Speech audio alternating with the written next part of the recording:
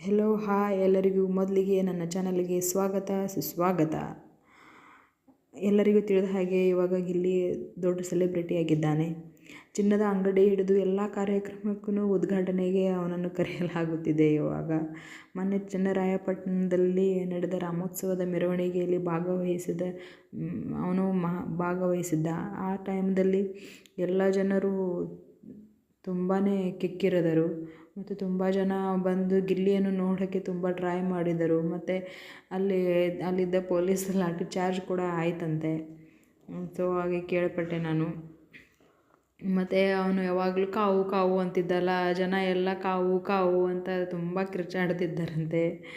ಇದನ್ನ ಕೇಳಿ ಒಂದು ಕ್ಷಣ ನಗುನೇ ಬಂದುಬಿಡ್ತು ನನಗೆ. ಮತ್ತು ಬಿಗ್ ಬಾಸ್ 12ರ ವಿಜೇತ ನಮ್ಮ ಗಿಲ್ಲಿ ಇವಾಗ ರಿಯಾಲಿಟಿ ಶೋ ತುಂಬ ಕಾರ್ಯಕ್ರಮದಲ್ಲಿ ಬ್ಯುಸಿಯಾಗಿಬಿಟ್ಟಿದ್ದಾನೆ. ಮತ್ತು ಬಿಗ್ ಬಾಸ್ದಿಂದ ಅವನಿಗೆ 50 ಲಕ್ಷ ರೂನು ಬಂದಿತ್ತು. ಮತ್ತು 13 ಲಕ್ಷದ ಸುಜುಕಿ ವಿಕ್ಟೋರೀಸ್ ಬಹುಮಾನವಾಗಿ ಕೊಟ್ಟಿದ್ದಾರೆ. ಮತ್ತು ಆ ಕಾರ್ ಡೆಲಿವರಿ ಆಯಿತು, ಅವ್ರ ಮನೆಗೆ ಡೆಲಿವರಿ ಆಯಿತು ಅಂತ ಕೇಳ್ಪಟ್ಟೆ. ಬಟ್ ಎಷ್ಟೋ ಜನ ಅಂತಿದ್ದಾರೆ ಇದು ಹೋದ ಸೀಸನ್ದಲ್ಲಿ ಎಲ್ಲ ಲೇಟಾಗಿಯೇ ಹೋಗಿರೋದು ಕಾರು, ಇವಾಗೂ ಲೇಟಾಗಿ ಹೋಗಿರಬೇಕು. ಬಟ್ ಜನ ಎಲ್ಲ ಅದು ಹೋದ ಸೀಸನ್ದು ಇದ್ದಿರಬೇಕು, ಎಡಿಟ್ ಆಗಿರೋ ಫೋಟೋ ಇದ್ದಿರಬೇಕು, ಈ ಥರನೂ ಮಾತಾಡ್ತಾ ಇದ್ದೆ ಗಾಸಿಪ್ಪು. ಸೊ ಹಾಗಾಗಿ ಆ ಥರನೂ ಆಗಿರ್ಬೋದು ಅಂತ ನಾನು ಹೇಳ್ತೀನಿ. ಮತ್ತು ಮೊನ್ನೆ ಕ್ಲಿಯರಾಗಿ ಹೇಳಿಬಿಟ್ಟ ಗಿಲ್ಲಿ, ರಕ್ಷಿತಾ ಗಿಲ್ಲಿ ಆಮೇಲೆ ಕಾವುದು ಏನಿದು ತ್ರಿಕೋನಾಕಾರ, ಏನಿದು ಫ್ರೆಂಡ್ಶಿಪ್ಪು ಅಂದರೆ ಇಲ್ಲ. ಮೊದಲೆಲ್ಲ ಬಿಗ್ ಬಾಸ್ನಲ್ಲಿ ಹೇಳ್ತಿದ್ದ ಕಾವು ಐ ಲವ್ ಯು ಬಟ್ ಇವಾಗ ಏನು ಆ ಥರ ಇಲ್ಲ. ಕಾವು ಒಬ್ಬ ಫ್ರೆಂಡ್ಸ್ ಅಷ್ಟೇ, ಕಾವು ಒಬ್ಬಂದು ಒಳ್ಳೆ ಫ್ರೆಂಡ್ ಅಷ್ಟೇ, ಸ್ನೇಹಿತೆ ಅಷ್ಟೇ ಅಂತ ಹೇಳ್ತಿದ್ದಾನೆ. ಮತ್ತು ಹಾಗೇ ಇರುತ್ತೆ ಅವರು ಶೋದಲ್ಲಿ. ಬಟ್ ಅವರು ಫ್ರೆಂಡ್ಶಿಪ್ ಅಷ್ಟೇ, ಅವ್ರದ್ದು ಯಾವಾಗಲೂ ಇದ್ದಿದ್ದು ಟ್ರೂ ಫ್ರೆಂಡ್ಶಿಪ್. ಯಾವತ್ತೂ ಅವನಾಗಲಿ ಅವಳಾಗಲಿ ಮಿಸ್ಬಿಹೇವ್ ಆಗಿ ಯಾವತ್ತೂ ವರ್ತಿಸಿಲ್ಲ ಅವರು. ಸೊ ಹಾಗಾಗಿ ಅವ್ರದ್ದೇನಿಲ್ಲ, ಗುಡ್ ಫ್ರೆಂಡ್ಶಿಪ್ ಅಂತ ಕ್ಲಿಯರಾಗಿ ಹೇಳಿಬಿಟ್ಟಿದ್ದಾನೆ. ಗಿಲ್ಲಿನೂ ಹೇಳಿಬಿಟ್ಟಿದ್ದಾನೆ ಮತ್ತು ಕಾವ್ಯನೂ ಹೇಳಿಬಿಟ್ಟಿದ್ದಾಳೆ ಇವಾಗ. ಅದರದ್ದೇನಿಲ್ಲ. ಮತ್ತು ಇವಾಗ ಗಿಲ್ಲಿಗೆ ಸಿನಿಮಾ ಆಫರ್ ಕೂಡ ಬರ್ತಿದೆ ಅಂತೆ. ಆ ಸಿನಿಮಾ ಆಫರ್ ಯಾವುದಂದರೆ ಅದು super hit, I think super hit ಸಿನಿಮಾದಲ್ಲಿ ಹೀರೋ ಆಗಿ ನಟಿಸಲು ನಮ್ಮ ಗಿಲ್ಲಿ ಮುಂದಾಗಿದ್ದಾನೆ ಇವಾಗ. ಅದರಲ್ಲಿ ಸಾಧು ಕೋಕಿಲು ಮತ್ತು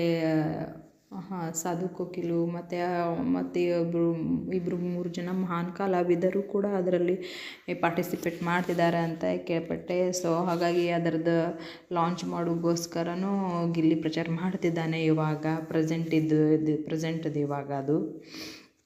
ಮತ್ತು ಅದರಲ್ಲಿ ಕೆಲವರು ಹೇಳ್ತಿದ್ದಾರೆ ಇಲ್ಲ ಕಾವ್ಯ ಹೀರೋಯಿನ್ ಆಗ್ತಾಳೆ ಅದರಲ್ಲಿ, ರಕ್ಷಿತಾನೂ ಕೂಡ ಅದರಲ್ಲಿ ಎಂಟ್ರಿ ಕೊಡ್ತಾಳೆ ಅಂತ. ಬಟ್ ಇದೆಲ್ಲ ನಾವು ನೋಡಬೇಕಂದ್ರೆ ನಾವು ಸಿನಿಮಾ ನೋಡಬೇಕಾಗುತ್ತೆ. ಸಿನಿಮಾ ಬರೋಕ್ಕೆ ಮಿನಿಮಮ್ 1 ಇಯರ್ ಅಂತೂ ಬೇಕೇ ಬೇಕು. 1 ಇಯರ್ ನಾವು ವೇಟ್ ಮಾಡಬೇಕು ಇವಾಗ.